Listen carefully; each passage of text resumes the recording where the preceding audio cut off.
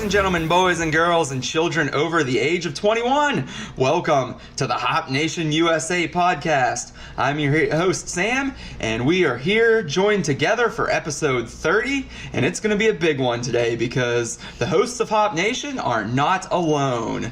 So, with that, to my right is Steve. Steve is here for episode 30, and Steve has been here for every episode to date. So, what's going on, Steve? I get the perfect attendance record. That's what I get. Yes. The only person on the show who can put a stake in that claim. Yeah. Or put a claim in that stake. Claim that steak? Claim that stake. I'm going to claim that steak. Claim that stake. Also, I think... ribeye, maybe.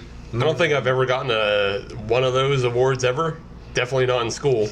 I like barely showed up for that shit towards the end. So you get one in your 30s, and that's okay. Nice. Yeah, one perfect attendance record. That's all it takes. All right.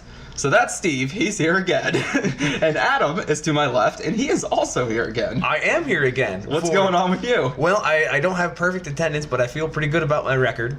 I feel if I was playing baseball, I'd be in the Hall of Fame with this record. Exactly. But it's not perfect, and it will never be perfect, and I am okay with that.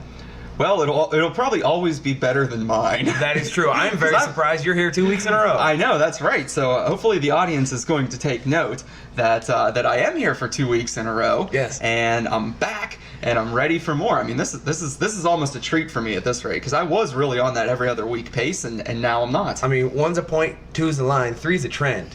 I know. We get to 3, we're in business. Well, let's not get ahead of ourselves. We'll try for that next week, but let's talk about this episode. Do or do not. There is no try. Yeah, that's right. So we'll see what happens then.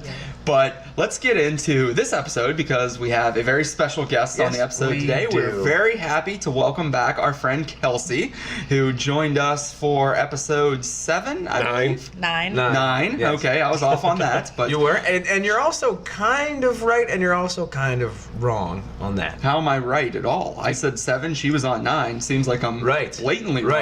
But Kelsey Stone has never been on this show before. Oh, that's right. Last time Kelsey was on the show, she did have a different last name, and that was because she was on the episode The Wedding Bell Brews. That's right. Yes, I So we're happy to was. have her back. Welcome, Kelsey. Thanks, Yes. guys. I'm excited you wanted to have me back on the show.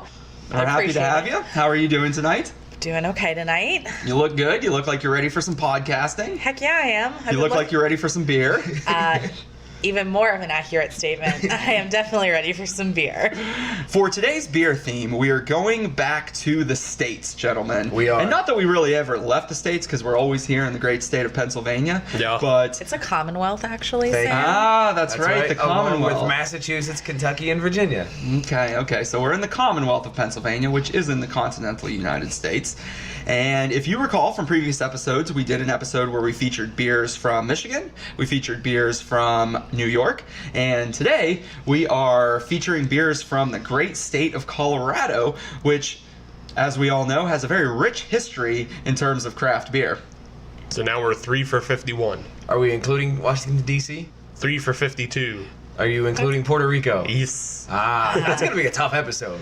Puerto Rico. Yeah. Let's save that one Can for we just a do ways down the rums road. on that one? That might be a good way to get around that. Just do rums instead. Rums? Okay. Get Sam all liquored up. Oh, yeah. We'll just take the mic away from him for Okay. segments 2 and 3. I have the perfect rum for that episode if you guys decide to. Awesome. I Run like Rico. it. I like it. I'm not a big fan of rum in general. I don't like rum barrel-aged beers. I don't really like to drink Captain Morgan. I've had a couple very high-end rums that I like, but for the most part, Yeah. I don't really care for that beverage. Captain Morgan is like baseline. You got to go higher class than Captain that. Morgan is the Jack Daniels of rum. There it is. Yeah, that is true. Although I have to say, I do like Jack Daniels in terms of whiskey. Not that it's the highest quality, but I think it's a good baseline. It's kind of a staple in the whiskey community and something you go to if you need to. I agree.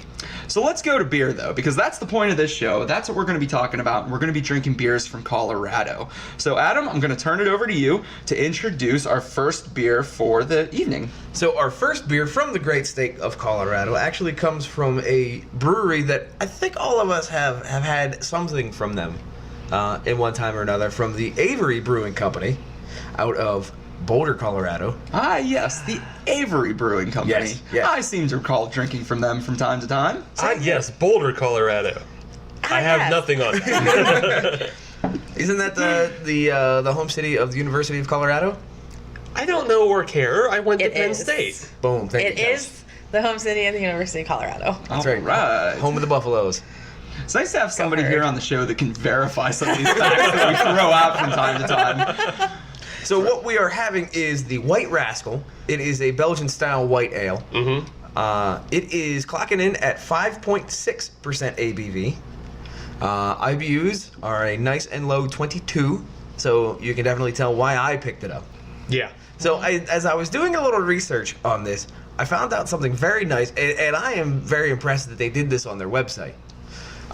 They actually on their website for this beer, the White Rascal, they give you the homebrew recipe. Oh. So Oh. if you That's want nice. to replicate it in a 5-gallon batch, they give you the recipe right there on the website. That's interesting. That's so nice of them. Yeah. Because not all of us can make it to Boulder Correct. to go to the brewery. So why not experiment at home with trying to replicate it? I think that is fantastic. They are behind that product that much that they're willing to put out a homebrew recipe like that. I really like that. Yeah, that is great because you see out there, if you search the internet, search some of the homebrewers websites, you see a lot of clones. But Yeah. those clones, although they may be pretty close, it's never the exact recipe from the brewery. Yeah, it's usually somebody's best guesstimate. Exactly. But this one, if you follow the recipe as it's designed, you should get something pretty damn close to the White Rascal. yeah. Plus, I like that better than like Goose Island and a couple other places. They'll put out those micro pico brew kits that you can send through, a Mr. Beer or whatever. Oh, yeah. Right. And those will give you supposed clones of the beer that they're supposed to mimic. Well, But those are incredibly stupid because those well, here's why I say that. I mean, those Pico Brew kits. I don't know if you guys have ever watched the videos online, but it's essentially the same as brewing coffee but with beer. Right. So if you're going to take a clone of something, and let me back up, it may not even be a clone, but let's say you're taking something from Goose Island that's officially from that brewery. Why the hell wouldn't you just go buy the beer? Why do you want the recipe kit to put it through a coffee machine prototype thing? And, essentially it's going to produce that exact beer that you could just buy in bottles at the store. And the thing they never put out there is the fact that those Pico brews still take 20-some days. Like that's it true. still takes the amount of time to brew beer. What are you gaining? If you really want a green line, you really just go buy one. Just go buy one. The only reason I could see behind those is like we were talking last week. There's that entrepreneur Jeff Pickett who produced those little flavor packets Yes. to put into your beer.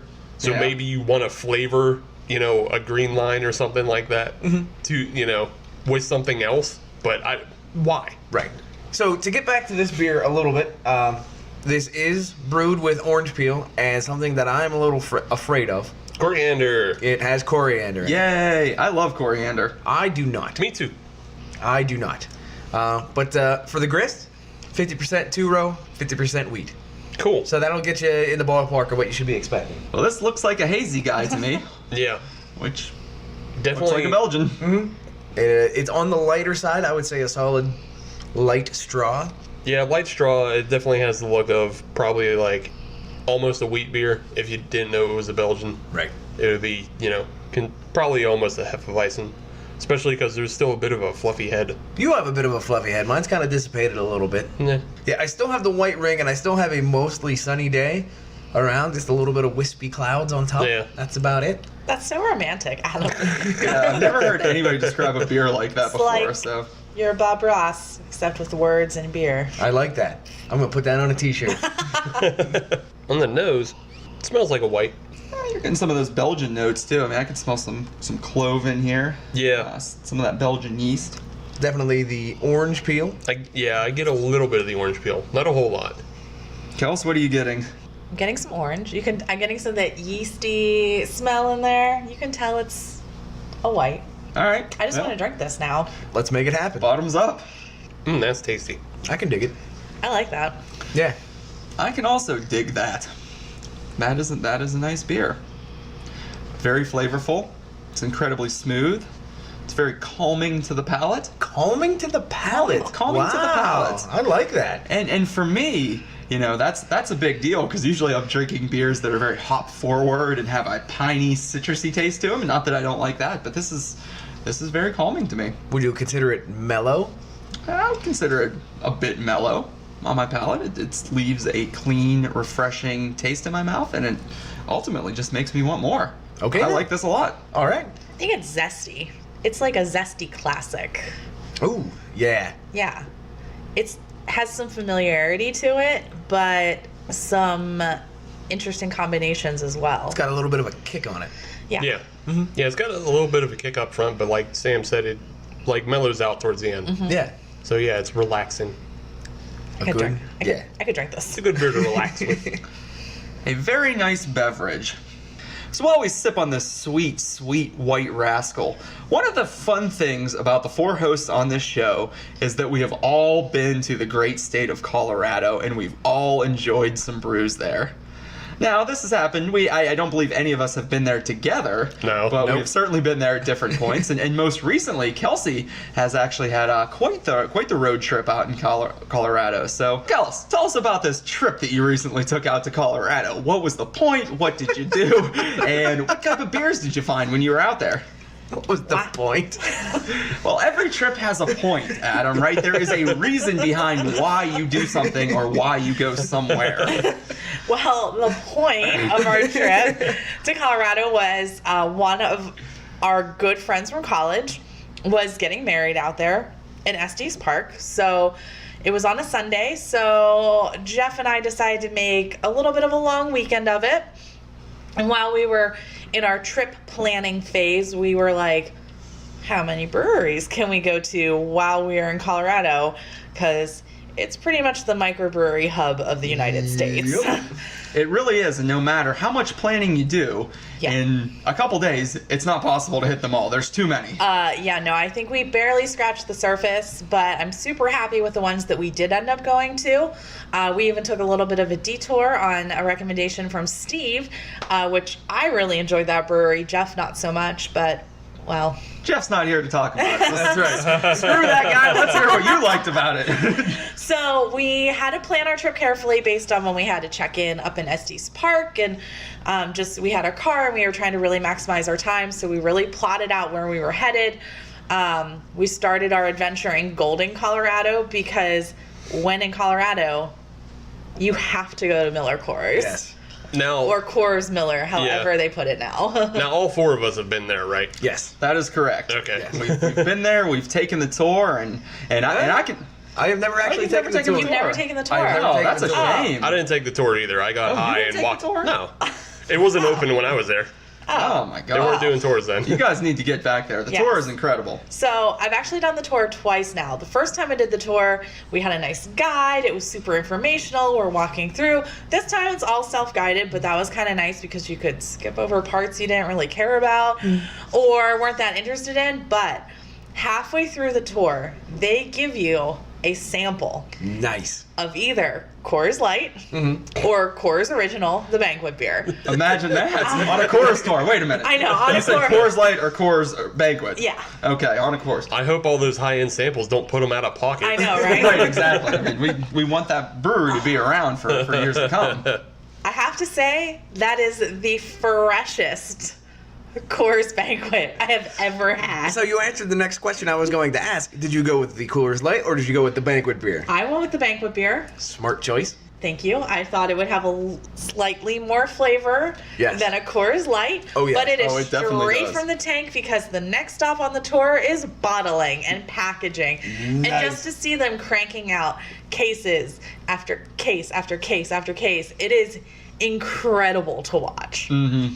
And then you go right into their pub afterwards and you get 3 free samples, which is kind of cool because they're doing this whole native series of beer. So they're only using ingredients grown in Colorado. Oh, okay. Yeah, so they had this native Oh, lager. not what I was thinking. So yeah, had the native lager. It was good. I enjoyed it. And then I also had a beer that they only brew at Coors Field. It was called their Sandlot. Adam, you would have really liked this beer. What kind of beer was it? I believe it was a wheat beer. It was not an IPA or anything dark. Then so I'm you would have been about on board with it. I'm about it. Yeah, so we started there. We went to Caution Brewing. We drove up to Boulder. We actually went to Avery Brewing. Oh, awesome. It is in Perfect. a beautiful building. It's in an industrial park, which is kind of interesting. It's huge, dog friendly. Oh. They had this giant patio outside. It just looked really clean. They were really passionate about their beer. They're really passionate about their food out there. We tried probably 10 to 15 different beers at Avery alone. So Wow. a lot Sweet. of tasting going on. A lot of tasting. That's really great to hear because Avery is one of those breweries that you don't see many of their beers make it Right. all the way to PA. The White Rascal you can find pretty easily, Right. but a lot of the other ones don't seem to make it here. And if they do, they're high-end beers. They're in bombers. Yes. They're in, Yeah. 12-ounce bottles like the Uncle Jacob's, which retails for about $13 Right. for a 12-ounce. Yeah. And you don't Yeah. see them on tap a lot, which it's really encouraging. So you like the beer there. Loved the beer there. If I had more room in my suitcase, I absolutely would have brought a bunch home. They specifically, they had this chai brown, which I know, like Ooh. chai tea latte. So it's all those like warm chai spices. I've been seeing a number of those pop up Yeah. from different breweries. And it was a brown, but it was like almost a creamier brown. Maybe it was like a brown with a lactose in it. Potentially. I really wish I would have brought some of that home, but next time I'm out there, I'm definitely going to bring some home. The nice thing about Colorado is you can always go back. Exactly. Direct flights from Pittsburgh. On Southwest, which means you can check your bag for free. They also No. have transparency there, if you guys have seen the commercials. They do. So no hidden fees. Are we being Oh. sponsored by them now? Because we really should be. Ooh, that would be a nice sponsorship. Right? Yeah. They could fly us around the country and we could get beers for our show. Oh, Steve, get on Twitter. I'm on Dear the- Southwest, we gave you a shout out. Now give us tickets. You know, one of the I won't bring a carry-on.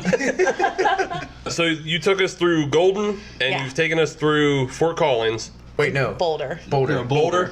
Yes. Well, no, isn't Caution in Fort Collins? No. Oh, okay. Caution's actually south of Golden. Oh, okay. In Longwood. No. Lagunitas. Lakewood. Lakewood? Lovewood? No, Loveland's more north. Loveland. I think it's Lakewood, Colorado. So Okay. it's just about 20 minutes south. So Caution was Okay. really cool. It was just like in this little strip mall. It was like a strip mall. Yeah. All right. Neat. We were just There's no strippers there, Adam. Oh, They're not at the mall. not with that attitude. No, it was just we just passed so many breweries. Like every time we'd pass, like we'd just be on the road and it'd be like brewery, microbrewery, brewing supplies. It was just incredible out there. Mhm. So in Boulder, we could have gone to a bunch of other places, but we're like, all right, we're gonna go to Avery. So we actually, after that, we went up to Estes Park for the wedding and for the weekend. Missed going to Oscar Blues, which I have a little bit of regret about, but that's for the next trip. That's right. You can Always go another back. trip. Yep. Exactly, always another trip. So then on our way home that Monday is when we drove out through Loveland Okay. and out to Fort Collins. So in Fort Collins, we ended up at New Belgium, and we ended up at a brewery that I will talk about later when I reveal my beer that I brought. Oh, the A mystery tease. brewery for segment 2. I like a it. tease. I like it. Adam, do you have a brewery that you visited when you went to Colorado? There One were- that stuck out to you that Kelsey didn't mention? There were a couple, and the one that I'm going to mention was actually in Denver proper, Okay. and it was actually right next to Coors Field. Uh-huh. Yes. I know which one you're gonna say. Which one is it? Maybe not. It was Breckenridge. Oh yes, that's Yes. what it was. Yeah, I really enjoyed their beer. They had a very nice buffalo burger as well. I love bison. Yeah. I ate a lot of bison on my trip. It's so good. So good. Sorry, go on. No, that's all right. I believe what I had was their classic, their vanilla porter. Mm-hmm. And I mean, that's one of their staples. That's one of their building blocks. Yeah. I have been to other breweries out there, but again, there's so many out there, I can't quite remember which ones they were. But Breckenridge definitely stood out to me. Sam?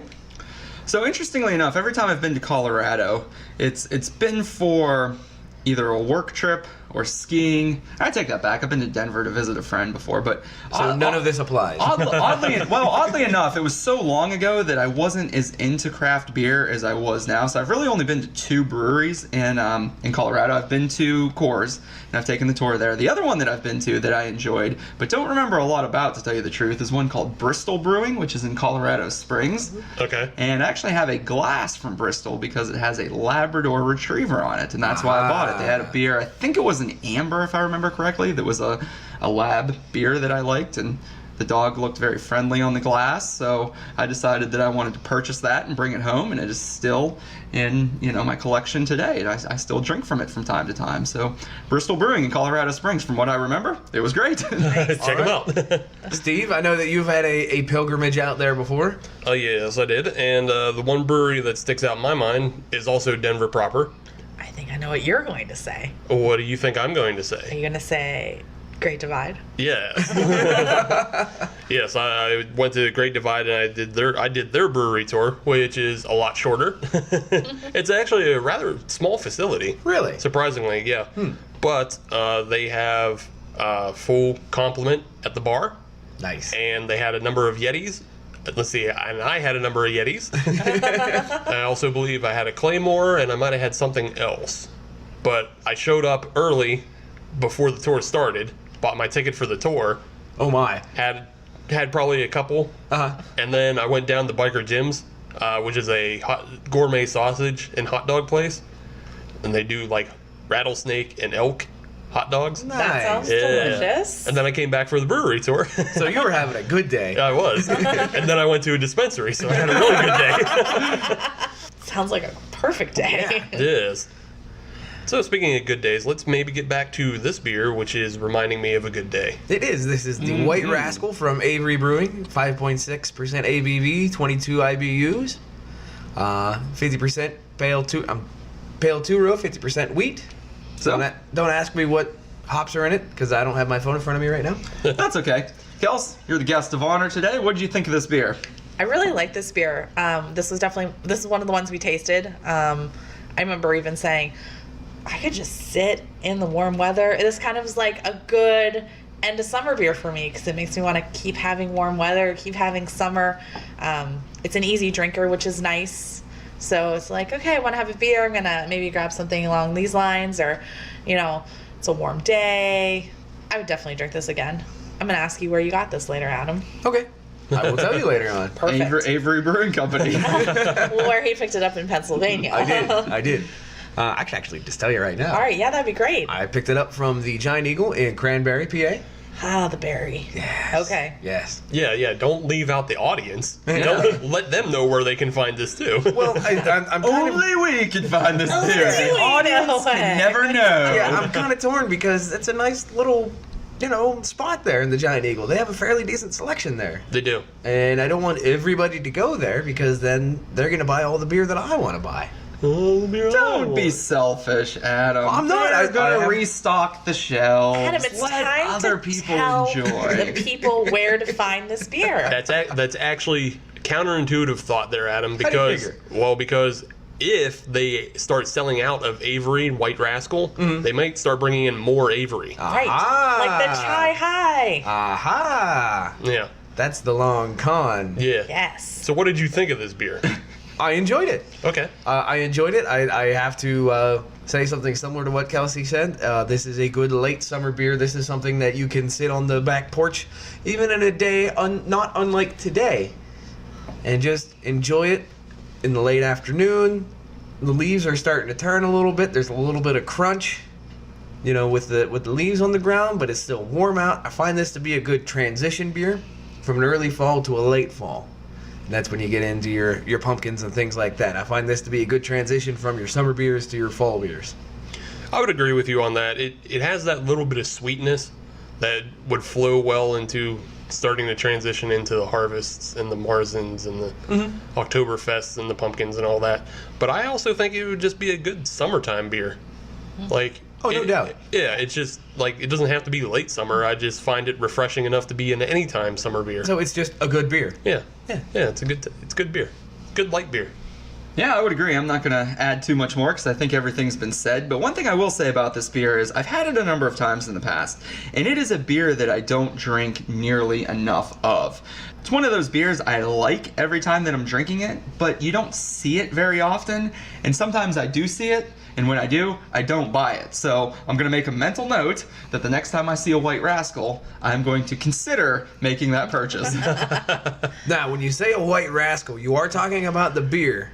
Maybe. And not just a little mini scooter. And not just Dennis the Menace. Ah.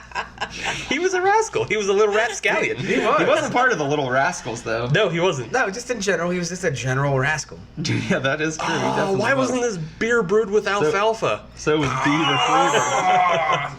Alrighty. That's your cue. Ah. Yeah, that is my cue. All right, so that is the Avery White Rascal, our first Colorado beer on the show today. So stay tuned. We'll be back with another one, and we'll see where that comes from, because I really have no idea what else we're drinking on this show right now. So Kelsey and Steve have made sure to keep this a surprise. So you'll find out when I do, audience. So stay tuned.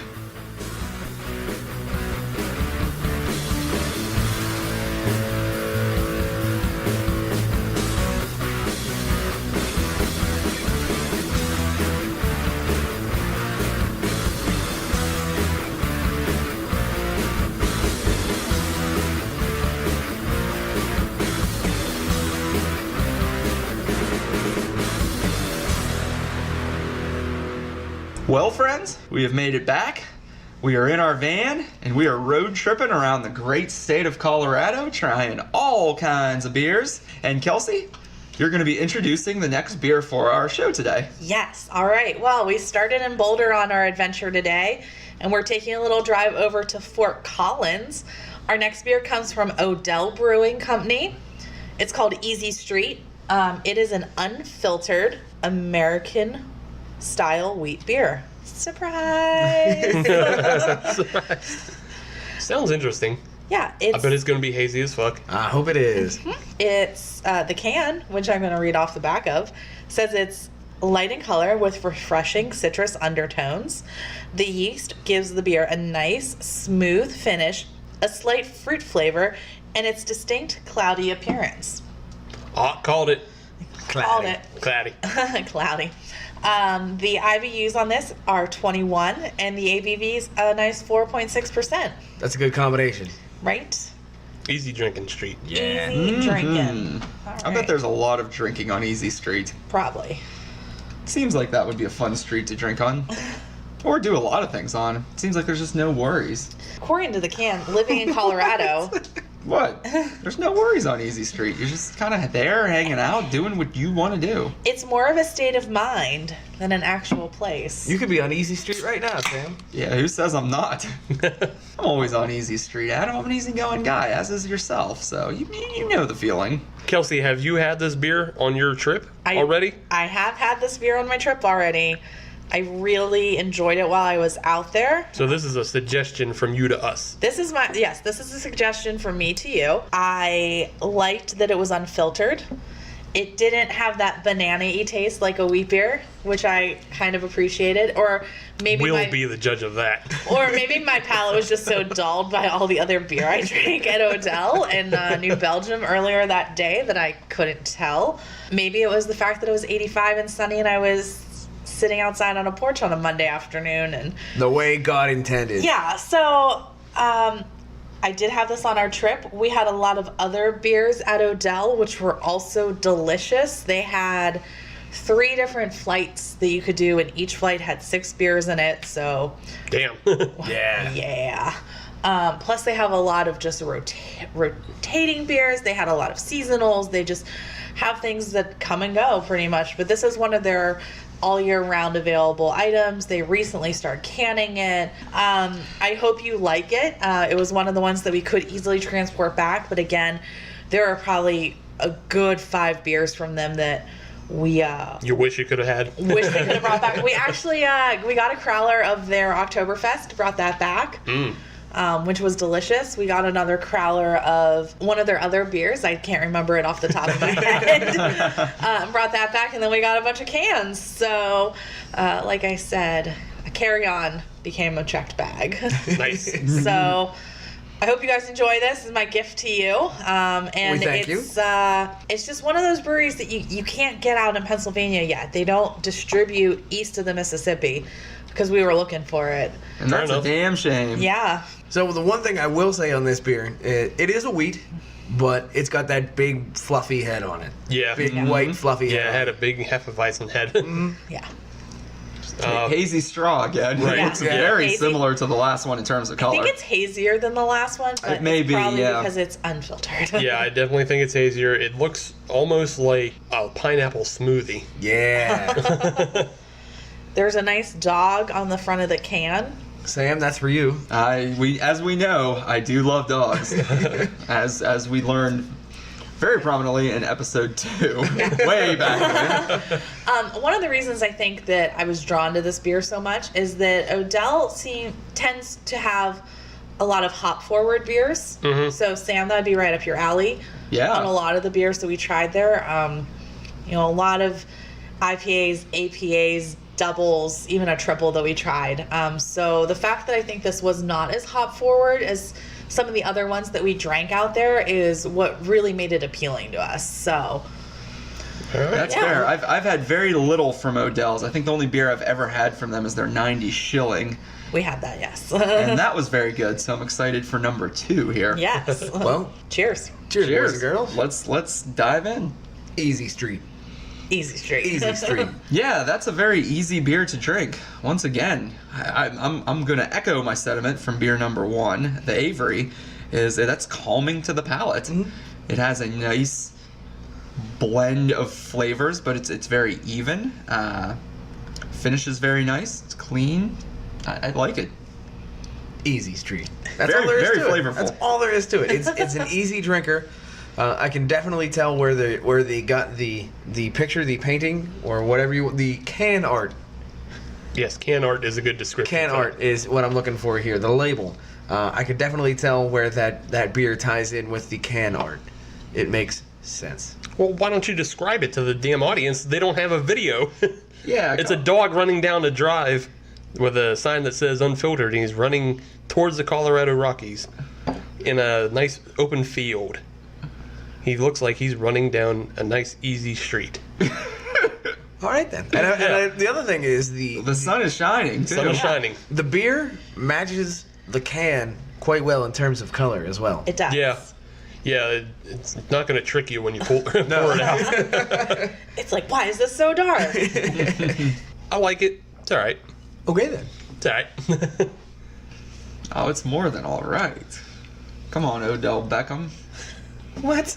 It's Odell Brewery. Steve, as we were talking about in the break, likes to dress up for Halloween, and this year he said he was going as Odell Beckham Jr. None of this is Yes. true. So while we sip on this, what do you say we talk a little bit more about the great state of Colorado? Almost as if we prepared some facts and figures Almost. and a little bit of interest Almost. and a little bit of history. So would you guys like a little bit of history I about, would love some history. about Yes, beer please. in Colorado? Yes, Yes, please. enlighten us, please.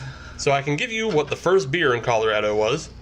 Coors Light. Wrong. Coors Light? Do you have an idea what it might be, Kelsey or Adam? I do not. I just know that it is not Coors Light. Okay. It's definitely not Coors Light. Coors Banquet. It's definitely not. It's not Coors at all. So the first beer in Colorado actually came around. Well, the first beer that was brewed in Colorado. Okay. Okay. There may have been some importing as people. First commercially brewed. Right. But the first beer that was brewed in Colorado came around in about 1859. Mm-hmm. This is a lot of historian work Right. that went into this, and I got to credit the Colorado Public Radio System. Oh. As they Wow. they've done a series of beer history. Oh, very cool. Yes, but this is their this was coming from their segment on the first beer brewed in Colorado, and it starts with a guy by the name of Frederick Solomon, and he was a businessman living in Vegas, and he found his way to Colorado into Denver, and he partnered with a man by the name of Joseph Doyle, and they opened up a company that was just basically a general mercantile store. All right. But they opened up a company called the J.B. Doyle and Company, General Mercantile. Oh. Oh. Also, for them. another man by the name of John Good from Akron, Ohio. Ah, Johnny be good. He was finding his way from Ohio to Colorado about the same time and also opened up a mercantile store. All right. And the two of them actually went into business together.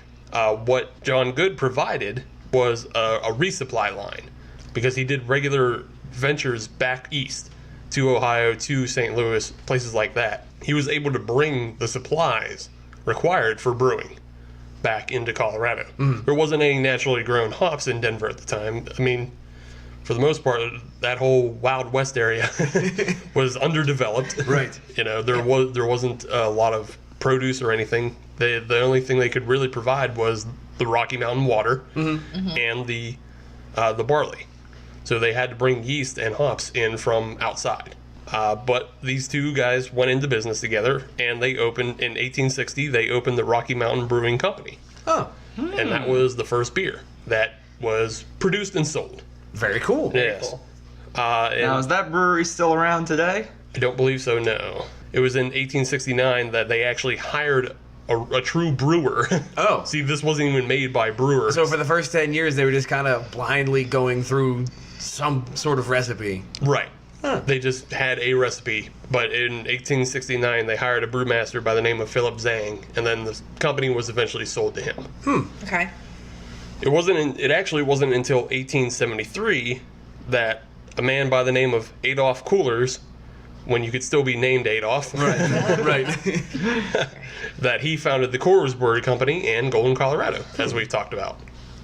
If and when I win the lottery, I'm buying a house in Golden, Colorado. It is one of the coolest mountain towns ever. I absolutely loved it there. It is pretty fantastic. They got a nice hiking mountain. They got a little river for kayaking going down. Yeah. It's so awesome, and it's only, 20 minutes, half hour outside of Denver? Yeah, like half hour. Yeah, it's awesome. That's where I would go. So when I win the lottery, you guys are all invited to my mountain home in Golden, Colorado. Perfect. Great. Very cool. We'll do the podcast there. All right. So would you guys like to know about the first craft brewery? Yes. Yes. Well, it's the first craft brewery really that, exists post-prohibition. Okay. But we're going to talk about the Wynkoop Brewing Company. Never heard of them. No, me either. Wynkoop. Wynkoop. Where is Wynkoop Brewing? I'll tell you, What's- because it's in the history. Oh, great. Ah. It's in Wynkoop, Colorado. No, it isn't. But Wynkoop opened in 1988, and it was first opened in Lodo. At the time, was a sketchy neighborhood in Denver, Colorado. Okay. Lodo is short for Lower Downtown. Does she know more? Sketchy no more, but as we have mentioned in the past, a lot of the times opening up breweries will find the cheapest neighborhood to move into. Right. And that'll be the catalyst for the gentrification. There you go. And so this is probably one of the first cases of such, being this is back in 1988. Right. So is Wynkoop still open today? Yes, they are. Okay. Yes. But just a little history on that. It was started by 4 guys who went into business together. Mm-hmm. You had John Hickenlooper and Jerry Williams, and they were 2 unemployed geologists. Okay. Yeah, they were 2 unemployed geologists, and they decided they wanted to open just a restaurant and a bar. Okay. Like a restaurant or a brew pub. They wanted to go into business together like that. Then you had Mark Schiffler, who was their chef. And then you had Russell Scherher.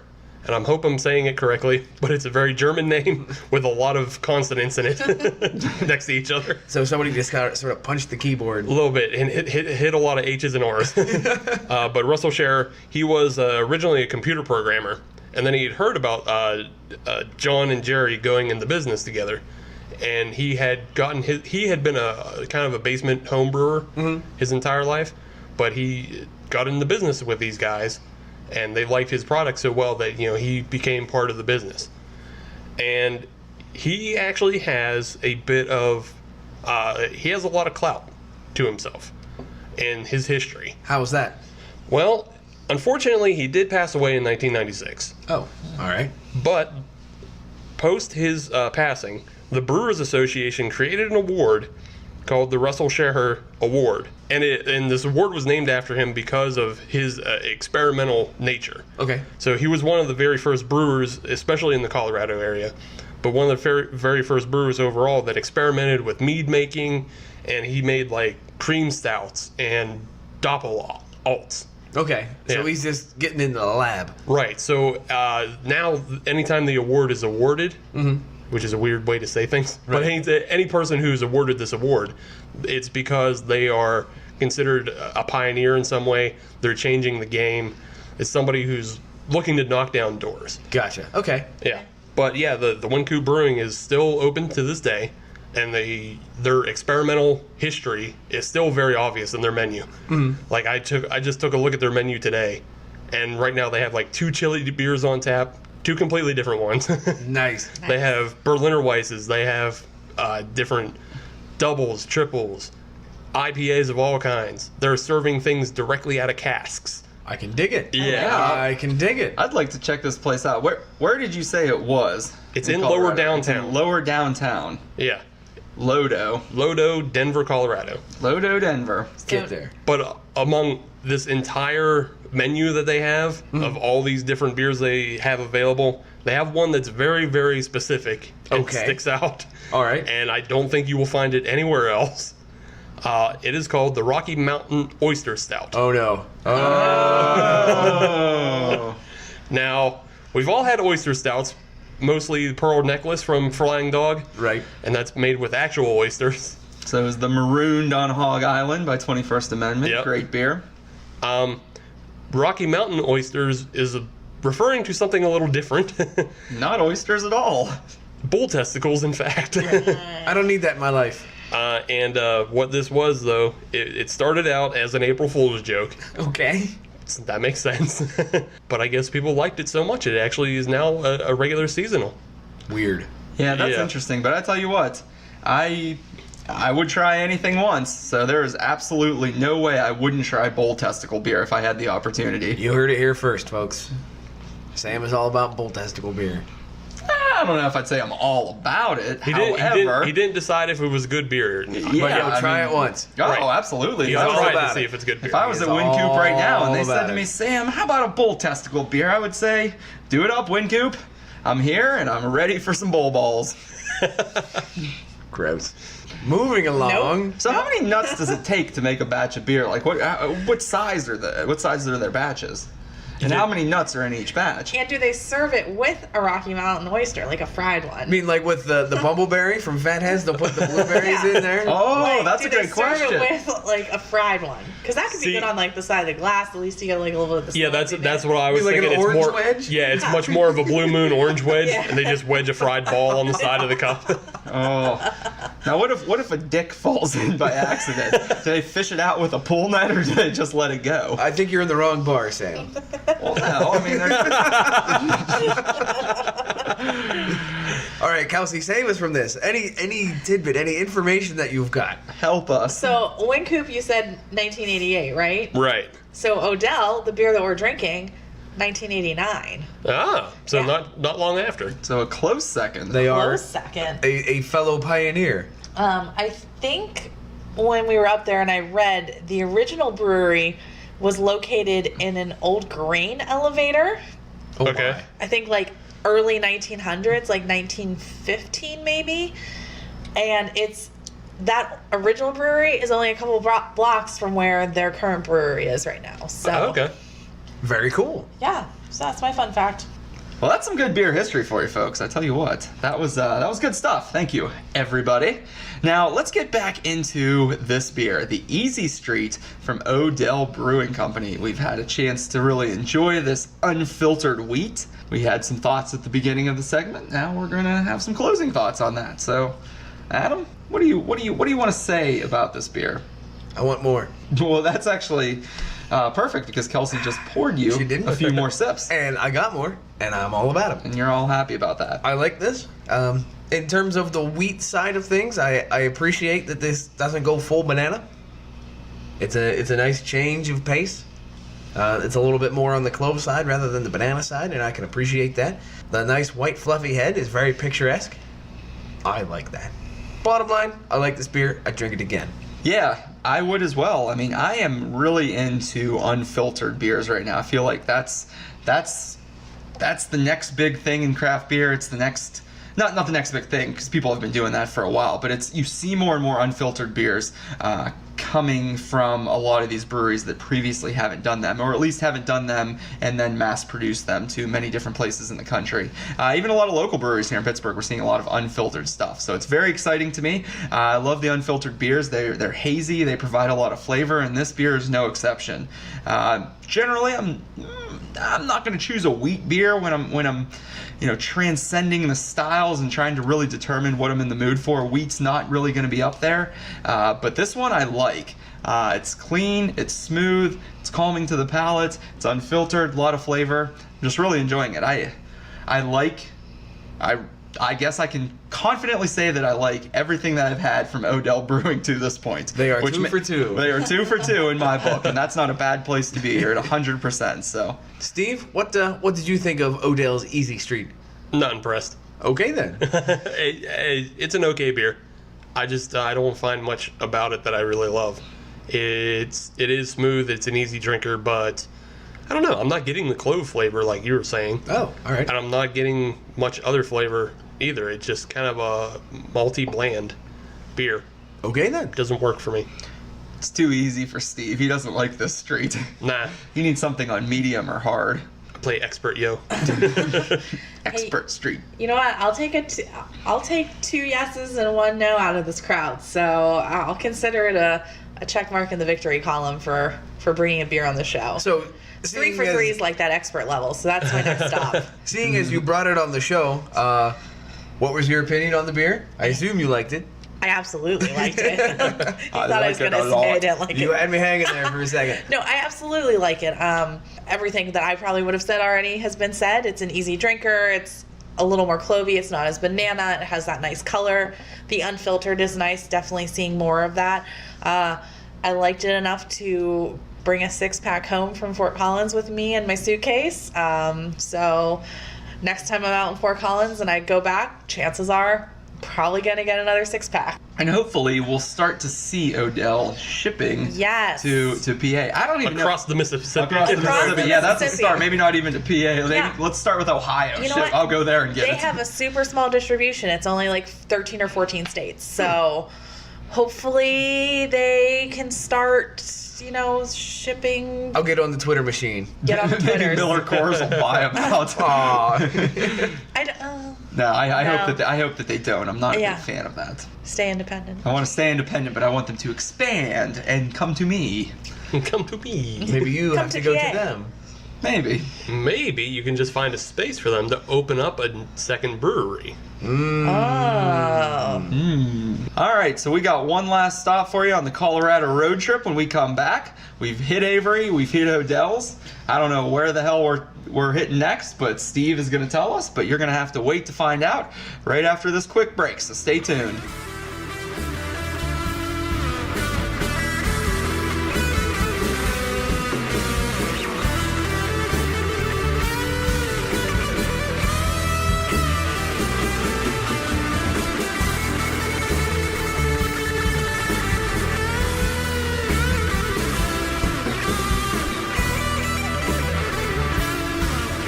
Welcome back, everybody. We are here for some more beer on our Colorado road trip. I'm excited because this segment we're going to get to do something really fun, and I am going to be hosting that fun. But before we do that, I'm going to turn it over to Steve for a beer that I'm not familiar with, but based on the label, it looks like it's got the Pringles guy in a tuxedo on it. So I'm very excited to find out what the hell we're going to be drinking next. So Steve, why don't you take it away and introduce this last beer for us? I was actually thinking it's more Mr. Monopoly, but, Let me see the can. Can I see that? because he has the top hat as well. That's like if Mr. Monopoly and the Pringles guy Yeah. somehow combined, He's got the Pringles mustache, but but the Monopoly top hat. That's why I Alright. said the Pringles guy in a tux. All right, put a top hat on him too, What was which it? I guess ultimately makes him the Monopoly guy. Well, isn't the Monopoly guy Mr. Pennybags? yes.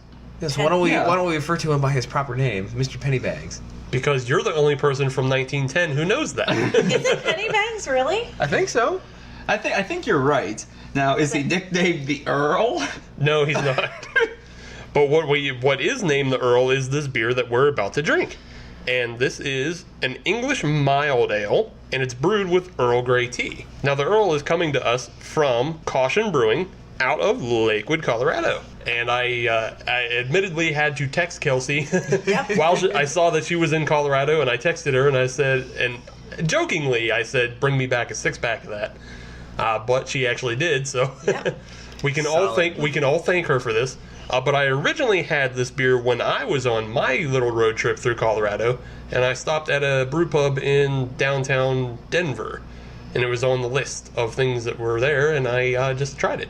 And this beer comes in at 4.5% and 17 IBUs. I like that all 3 beers that we've had tonight are nice and low on the IBU scale. Yes. Yeah. Which means I'm going to have to pay my penance later on in another episode when Sam brings some super whamidine 150 IBU monstrosity. Well, I'm pretty sure Sam's already been alluding to this kind of stuff before, but when we do our Massachusetts episode, we're going to be drinking unfiltered double IPAs all day. Probably. I don't know if I want to be a guest that day, guys. I might have to sit that one out. It's going to be glorious, folks. Glorious. Didn't we tell you no more Russian accents? Oh, that's right.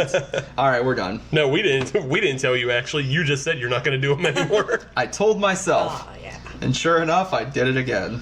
So the Earl. Yeah, so from the can, it's made with Earl Grey tea, and it's full of mellow and slightly sweet flavors. Throw on your fancy hat, extend your pinky, and toast your friends properly. Cheers. Pinky is out. Pinky's out. Cheers. Cheers. Apparently it pairs well with bacon, crumpets, tea parties, and dueling at dawn. Dueling at dawn. Dueling at dawn. Now, there are some guns on the side That's of what the it. can, so. That's a gentlemanly activity. Huh. Yes. I challenge you to a duel. I think that was Yu-Gi-Oh.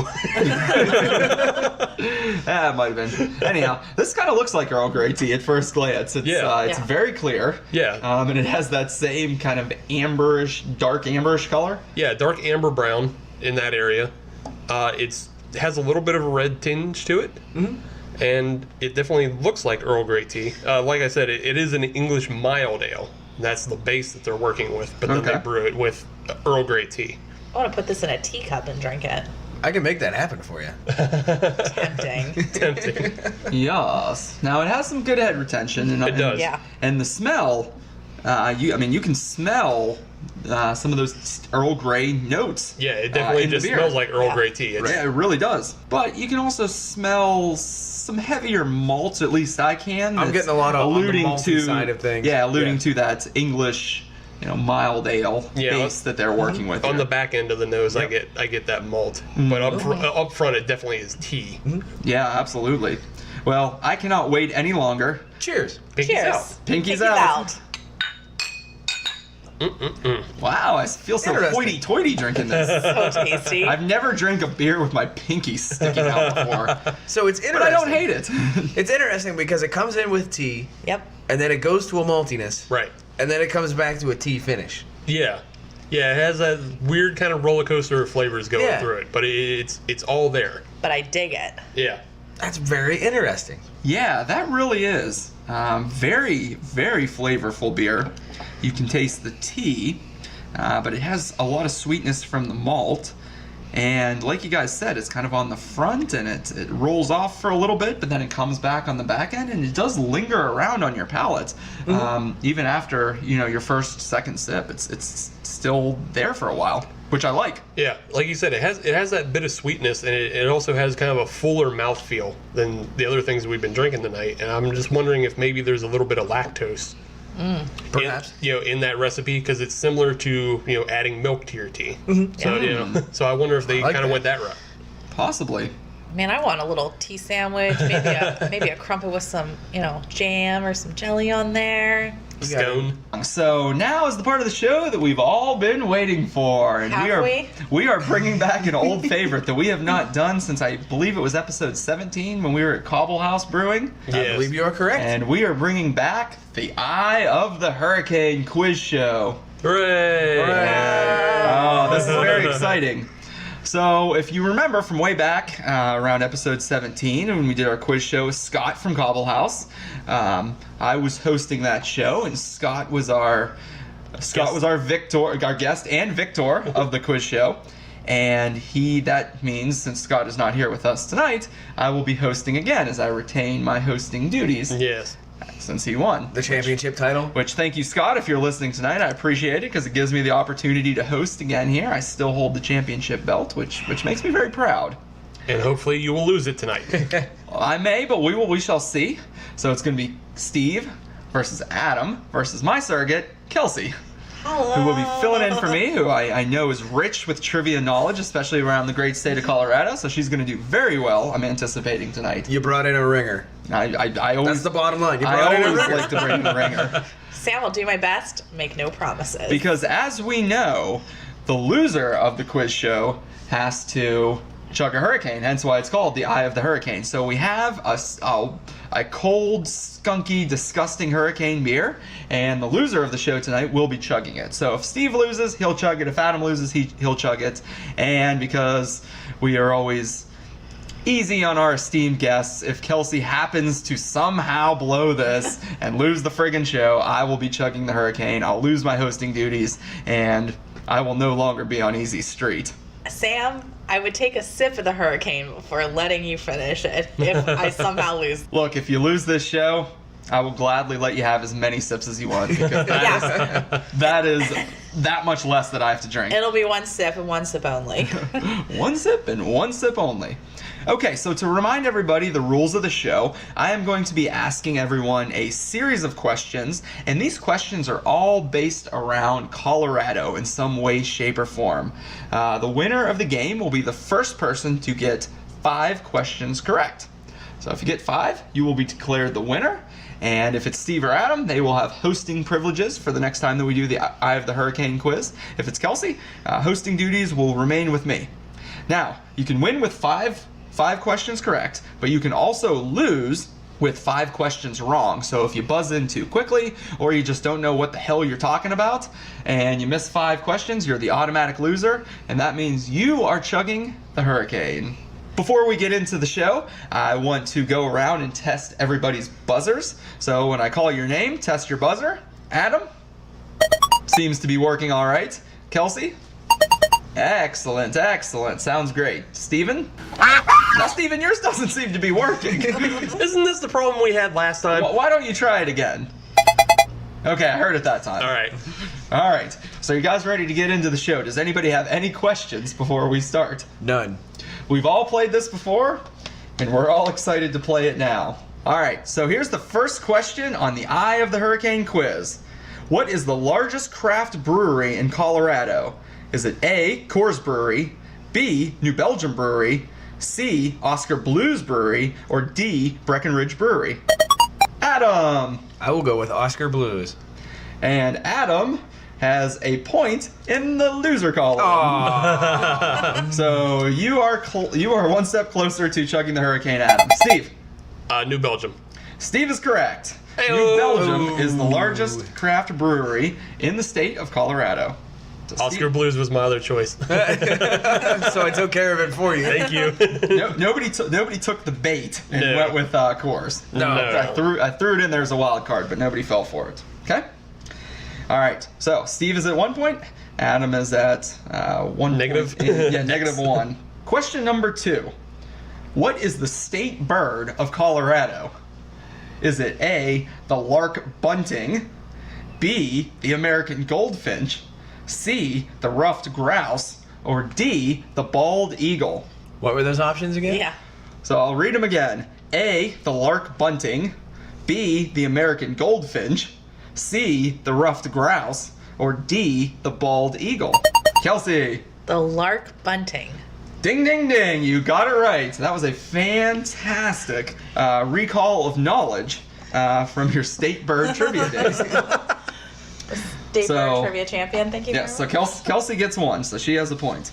All right. Next question. Which of the following airlines does not take you direct from Pittsburgh to Denver? Oh, okay. Is it A, United, B, Southwest, C, Frontier, or D, American? Kelsey. American. Excellent, excellent. Wow. Kelsey. How did you know coming that? in quick with the American answer, and that is correct. American does not have direct flights to Denver from Pittsburgh, but the other 3 do. How did you know that? That was pretty impressive that you knew that so We quickly. flew direct on United out, direct on Southwest home, and my friend from work is flying direct on Frontier next week. Wow. That would do it. So it's not. That wasn't even knowing. That wasn't even knowing the one that doesn't. That's knowing that all three of the other ones do. That's more impressive. Yeah. Okay. So next question comes from a brewery that we mentioned earlier on the show that Steve's actually been to. So maybe you'll have an advantage on this one. But needless to say, the question is number 4: which of the following is not a Yeti beer brewed by Great Divide? A, the Velvet Yeti. B, the Oatmeal Yeti.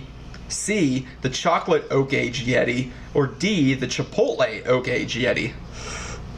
Oh no. Oh no. Which of the following is not a real beer? Steve. The Chipotle. Ding, ding, ding. I cannot fool you guys. You guys are getting them Very nice. I actually Seriously quickly. not. What? I've never even heard of the Velvet Yetis. You've never had the Velvet Yeti? No. It's pretty good. Is it? Yeah. I've never had it. I've had the oatmeal and the chocolate. Yeah, I've had both of those. Yeah. All right.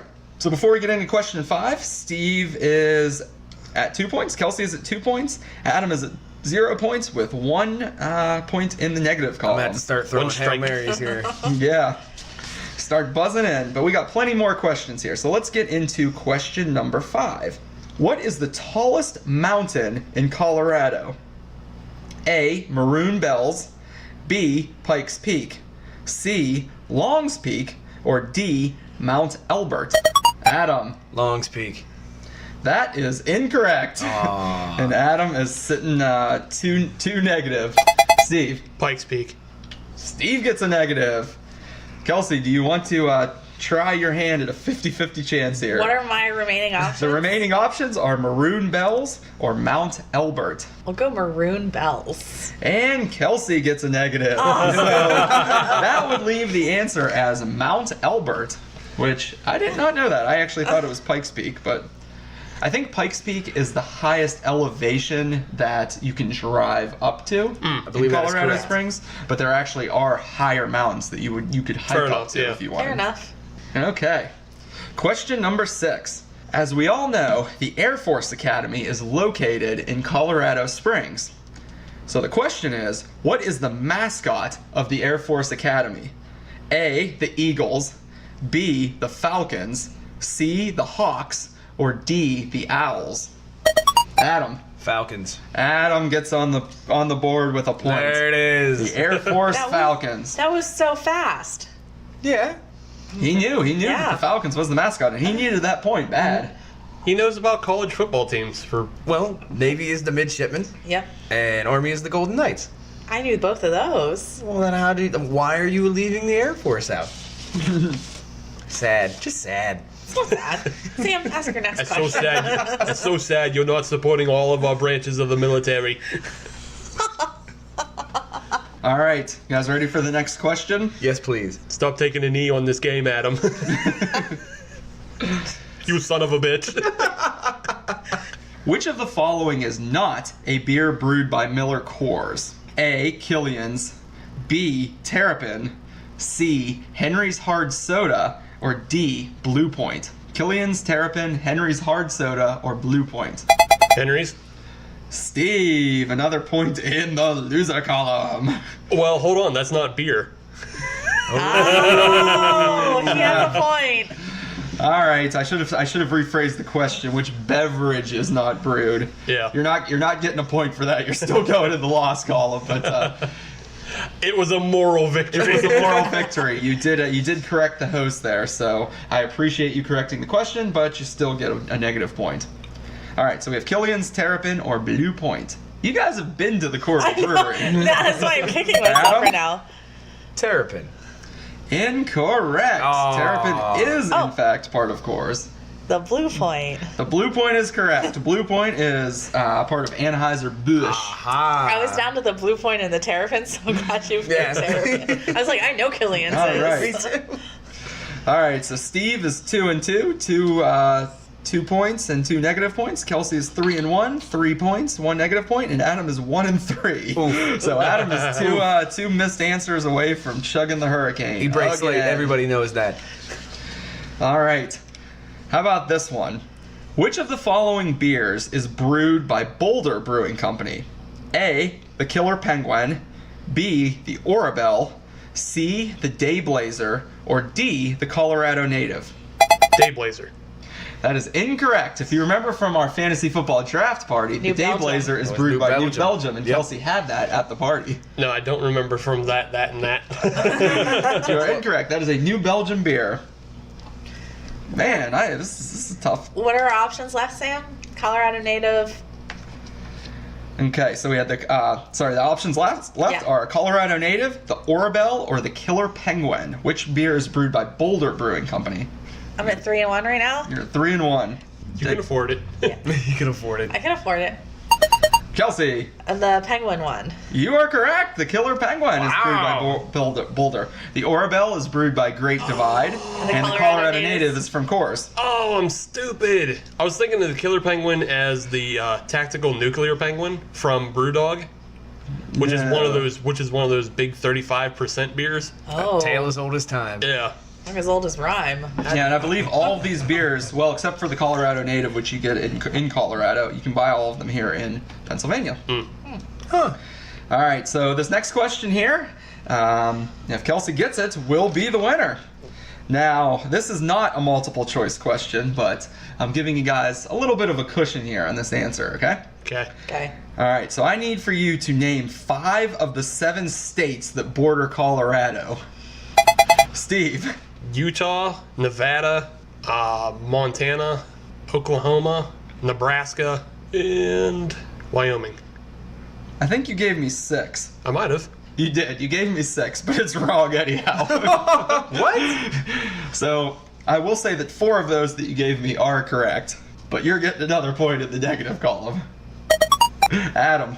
Wyoming, Arizona, New Mexico, Nebraska, Utah. You got it. Adam coming in with another point. The other 2 states are Oklahoma and Kansas. I said Oklahoma. And I Well, you said Oklahoma, Nebraska. but you also said Montana and Nevada, and those absolutely do not border Colorado. Oh, titty, they don't. All right. Nevada definitely doesn't. No, it does not. All right, so we got Steve with 2, and now he is at 4 in the negative column, so he's actually closer now to Chucky the Hurricane than Adam. Oh no, I might Kelsey's- F myself in the A. Kelsey's at 4 with -1, and Adam's at 2 with a -3, so trying to make a comeback. All right. Where in Colorado is Buffalo Bill's grave? You don't get any of the answers here, so. It's up on a hill. But What city is it in? It is on a hill. it's in guy's Golden, It's in Golden, Colorado. Though. It is in Golden, Colorado. All right, there you go. You got a point. I'll give a quick, real fun story about that. So, Yeah. I was walking around in the there's a park area, and there's just a lot of trails that you can walk through up on top of the hill that overlooks Golden, Colorado. And I may have been partaking in some of the devil's lettuce, and just actually happened to walk upon the grave, not walk on the grave because it's actually fenced off and Right. everything. But I just happened to walk upon to where that grave was. So I Did you have any idea that it was up there? No. Oh. I found you a just general. found it. Yeah, I just came around a bend and there was a general store with a bunch of fudge. I Yeah. was like, well, what the hell is this for? Oh, Buffalo Bill's buried up here. Fair enough. And fudge. And fudge. All right, I'm running out of questions. Somebody's got to win or lose this. All right, next question. What number state was Colorado when joining the Union? Number 10, number 23, number 38, or number 41? It's probably going to be a guess. 41. Incorrect. So Adam is almost out with 4. 10, 23, or 38. Kelsey for the win or Steve for the loss? Well, let's see. I could tie Kelsey, Or I you could could lose. or I could lose. Right. Are you raising your hand there, No, I'm Kelsey? counting. She's counting them. I'm counting. She's doing one of the Animaniacs songs where they count through the states of the Union. When they became part of the Union? I don't know. Yeah. Yeah. All right. 38. That is correct. And Kelsey is the big winner. She has won the trivia quiz, the Eye of the Hurricane, which We'll give her a round of applause. Very, very nicely done. You did great with 5 points and Thank only you. 1 missed question. So Thank you. very good job. Thank Why couldn't you. you do this for me when I was hosting? I'm sorry.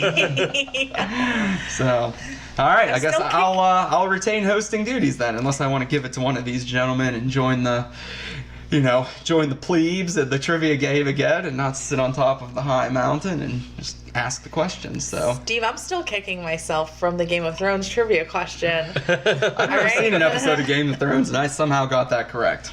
Or I didn't miss it. I don't really remember. Anywho, Kelsey is the winner, so that Excellent. means that Steve and Adam are going to have one tiebreaker question to determine who is going to chug the hurricane at the end of the show. Tiebreaker, I got more points than him. Huh? I got more points than him. I got 3. He's got 2. I like this tiebreaker. Let's do that. Oh, that's right. I guess you do. So Yeah, there's the that doesn't tiebreaker. count. Damn it. Sorry. I like the tiebreaker idea. I had a really good question. Well, what for was the tiebreaker. question? Yeah, what was the What was question? the question? We'll see what we can do. The question was, we know that Colorado borders Utah, the state with the highest Mormon population in the country. Yeah. How many Mormons are currently registered in the state of Colorado?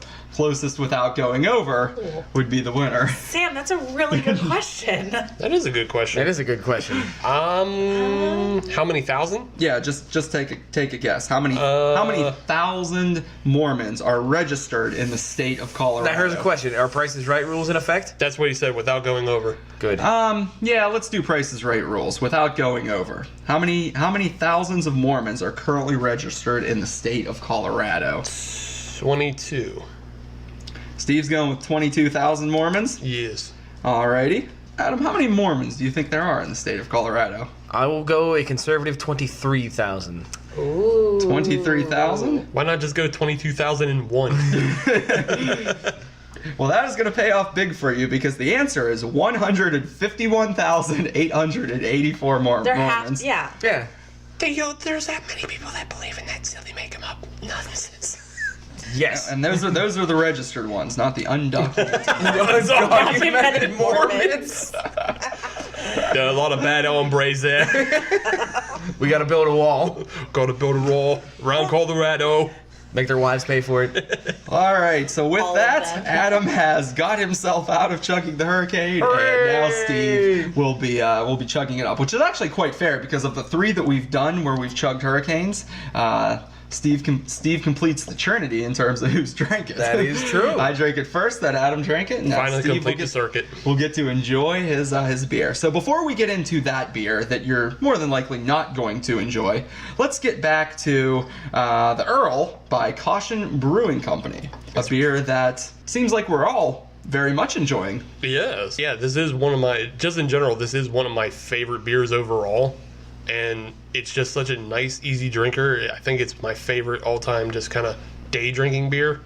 And like I was saying last segment with the Easy Street, how I just kind of found it kind of bland and I didn't care for the flavor that much. The Earl has a whole hell of a lot of flavor in it. The friggin' Earl. Yeah, and also I'm just a big tea drinker in general, so I both things come together. When beer and tea mix in my world, I'm a big fan. I like the complexities in this. That roller coaster you talked about earlier. Yeah. How it's like tea and then a little malty and then we come back to tea. I'm really glad that you texted me and asked me to get you some of this because it got us down there and I got to try it and I brought some home for myself. I don't think I've quite had a beer like this before. Yeah. I think more breweries should be brewing with tea. I mean, there are just so many coffee brews out there Right. that it's nice to see something that's more tea based. Right. So I really like this beer. And I think that's one thing to mention real quick. This is not a kombucha No, or any no. trash like that. This is beer brewed with tea. It's a good thing to call out because Yeah. kombucha, you do see that from time to time, and that is Right. certainly not beer. They try to trick people into thinking there's something Well, they give it to you at Beer Fest, so you may Yeah. not know. Yeah. I don't even think it has any booze in it, does it? like 2%. Yeah, so Usually. practically Not worth it. nothing. The Germans wouldn't even register it. Yeah. And if the Germans don't consider it booze, we shouldn't either. Agreed. Now, This beer to me is as sophisticated as the label shows, with this combination of the Monopoly guy and Mr. Pringle, right? The only thing that's missing is a monocle. And the only thing that's missing in this beer is nothing. It is great the way that it is. It has a complex flavor. You can taste the tea on the front and the back end. I'm not a big fan of Earl Grey tea, so I was skeptical about this beer going in. Steve raved about it.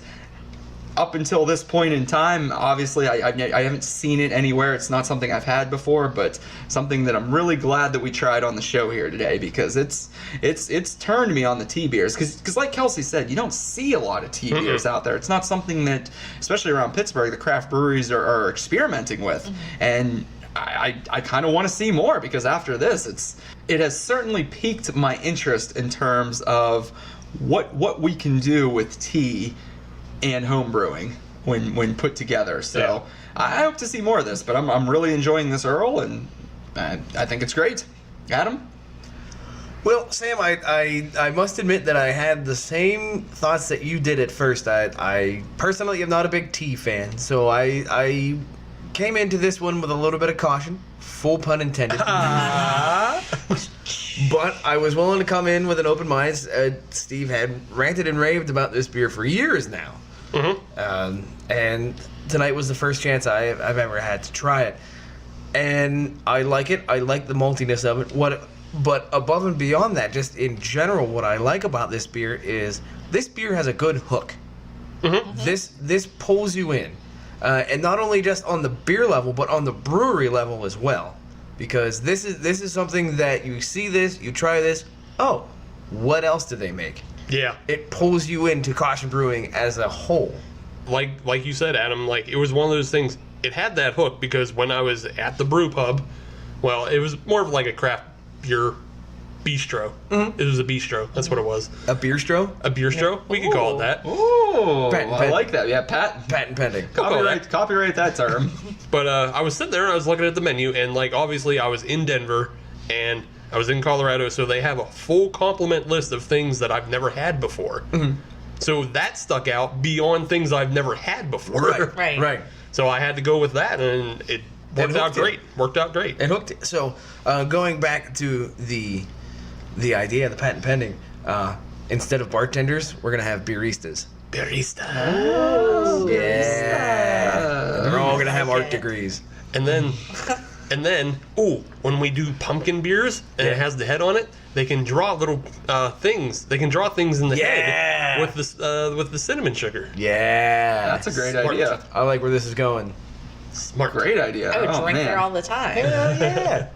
This will really be a nice tell for us if somebody listens to the show. If all those ideas get stolen, we'll know somebody listened.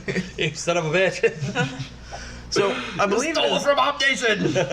I believe it is time that we set these on the podium. Yeah. This one might be a bit difficult. So, Kelsey, you are the guest this evening. Oh, So you don't have to go first. excellent. You don't have to, but if you want to. You have the honor. You also have the honor of passing. I think I'm going to pass. Okay. I'll go with Steve then. Steve, I have an idea which one is going where. I think Yeah. I know Steve's order. Yeah, this is actually pretty damn easy for me. So, Yeah. fire away. What is your gold? What is your silver? What is your bronze? Bronze is, I'm going to keep it short, really, because there's not much to say, I don't think. But bronze is going to be the Odell's Easy Street. Like I said, it is, it didn't do much for me. It's a pretty decent wheat beer, but I've had better wheat beers, and there's nothing really to write home about it for me. I didn't taste many of those clove flavors. I didn't really taste many flavors at all. Okay. The silver, I'm going to give that Avery. That is a really nice, easy drinking porch rocker beer. You can have that anytime in the summer. It's got a real good freshness to it that I really enjoy. But it just doesn't measure up to the Earl for me. Came up against Goliath. Yeah. You put it up against one of my favorite beers of all time, so sorry, it doesn't make it a bad beer. It's still a really good beer, and I'll probably drink more Avery than I will the Earl because I can get Avery out here. But the gold medal is going to go to the Earl. It's just everything we've already said already. It's such a complex beer, but it has that sweetness, but it's very easy drinking. And it has that roller coaster of flavor. and the fact that it is, experimental in its own way, that it just brings everything out. And it's one of those beers we talked earlier about finding clone recipes. This is one I want to find a clone recipe for. Gotcha. I'd be willing to try a clone recipe for this. I'd be all right with that. Sam, what were your thoughts on this episode's beers? Alrighty, I'll keep it pretty brief because I think we've pretty much said all we need to say about all these beers. So in third place for me, the bronze medal is going to the White Rascal. I really enjoyed this beer, but I was thinking about my rankings here for the show, and I made the comment earlier about how I need to drink this beer more, but when I see it out and about, I never get it, and so subconsciously, there must be a reason for that. I don't know what it is, but that led me to this decision of putting that beer in third place. But I did really like it. It was really clean, easy drinking Belgian beer, very tasty. Second place, getting the silver medal tonight, is the Easy Street from Odell's. Very good wheat beer. I love that it was unfiltered for me. I did taste a lot of flavor in there. I tasted some clove, a little bit of banana. It was smooth. It was refreshing. I really enjoyed drinking it, and that is a beer I would actually drink again, even though I'm not a huge fan of wheat beers. It's not usually my go-to. Really like that one, and I could drink that in any season. It doesn't have to be in the summer. Very good beer. And in first place for me, the gold goes to the Earl, which, just because this one kind of really, really surprised me. Didn't think I was going to like it, but it has a great complex flavor to it. It's rich, it's tasty, it's got all the flavors that it says that it has, and it's just, I don't know, it's just really, really delicious. Plus, I really enjoy drinking a beer with my pinky stuck out in the air, so I might try that more often, and we'll see what happens. Very cool. But yeah, that's my ranking. All right. So for me, this is a bit of a hard one because there are no bad beers in this group. There's no outliers in my opinion. So for me, for second and third, they're kind of tied. They are different beers, but they're not necessarily better or worse to be able to distinct them between a second and third. We've already gone through what's good about them, what some people don't like about them, but it comes down to the Odell's and the Caution Brewing Earl. Those two are very good beers. I enjoyed them very, very much. However, the Avery, I like that just a little bit more. I felt that was the best beer to be able to be drinking year-round. It had the broadest appeal, while still being a very good beer. To say that any of these are first, second, or third is kind of a misnomer because they are all very good beers. It's just I felt that the Avery was just a little bit better, and that kind of comes down to the styles that I prefer as well. So there is a little bit of that leanings in there as well. Yeah, quick and simple. And finally, to our guest. Well, I actually really appreciate all the beer tonight. It definitely took me back to my trip, though, a little over a month ago. For me, I'm going to put the Avery in third, the Odell in second, and this Caution Earl Grey tea. Just when I had it out in Colorado, it was like nothing I'd really had before. That's really stuck with me. I can see why this is one of your top beers. why I won't shut up about it for 2 years since I've been to Colorado. Why you texted me and said, please bring me some home. Like, I get it now. I understand that. Mm-hmm. This isn't my top spot. It's complex. It has a depth of flavor. It's unique. It's not something that I readily see out here. So I'm gonna put Caution in my number one spot tonight. Awesome. Very cool. I'm glad everybody's been able to taste this beer tonight. Yes. And can actually now vouch for its goodness. It is a very good beer. I sound like a really obnoxious, pretentious person when I talk about a trip I took 2 years ago and won't shut up about this one beer you can't ever get. That sounds very obnoxious to me. It's like, oh yeah, this beer, but you can't have it because it's all the way across the country. You have to go get it. Yeah. Oh yes, my pinky is up when I talk about this beer, and I tend to get a little bit of a British accent. Although that was definitely not British at the moment. It was a magical time that I had. Oh yes. Makes me want to get Let me pull the monocle out of my pocket so I can see the sadness in your eyes. So I can magnify and look down upon you. Makes me want to have tea with the Queen. All right, so before we get into Steve drinking this delicious Hurricane, probably the best beer I'll have on the show tonight, why don't you go ahead and tell all of our wonderful audience members where they're going to be able to find us on social media. So before I follow up, one of my favorite beers with probably garbage. Probably garbage. Hey, there's hope for that, Hurricane. I'm going to give it a probable. You can find us on the social medias with Twitter and Facebook and Instagram by searching Hop Nation USA. And if you search Hop Nation USA on iTunes, Podbean, Stitcher, or Google Music Play, you can find us there. Leave us a review on iTunes, and that'll help the show grow bigger. 5 stars is the correct answer for that. And if you want to email us about the next state we should do or what beers we should do from those states, you can email us at hopnationusa@gmail.com. Kelsey, got anything to plug? We got a camera here. We got a camera here. So many options. No. She didn't do the Hot Ones challenge. What would you like to talk about? Thanks for having me on the show again. I'm glad that we could talk about the great state of Colorado. I could introduce you to a beer that you can't get out here. I can bring Steve's favorite beer of all time back for him, so now you can have it. And I just look forward to being on the show a third time if you guys will have me. So Absolutely. thanks. Third time's a charm. Very possible. Although I guess in this instance, the first and second time were charms as well. Yeah. That is true. Very charming. That You is did true. great. We're happy to have you anytime. And without further ado, that is our episode for the day. So we are going to leave you all with the sounds of Esteban chugging a Hurricane. You got this, Steve. You can do it. Yes. I think joke's on you because I actually enjoy Steel Reserve. Chug, chug, chug, chug, chug, chug, chug, chug, chug, chug, chug, chug, chug, chug, chug. You got this, Steve. All right, Steven. Oh, Here- why is it coming at me? It likes you. Oh, it's Why is it coming at me like that? strong. Alrighty, Steven. Da-da-da-da-da-da. Chug! Da-da-da-da-da-da. Chug! Oh, God. It hurts to watch. Oh, God, it's so gross. Get it down. Keep it down. That. Be a man, Hulk. This just hurts to watch. Come on, don't be scared. You're running from macho, that's what I heard. Be a man, Hogan. Come on, don't be a chump. Oh, God. You made Somebody it. told Macho you're a real big punk.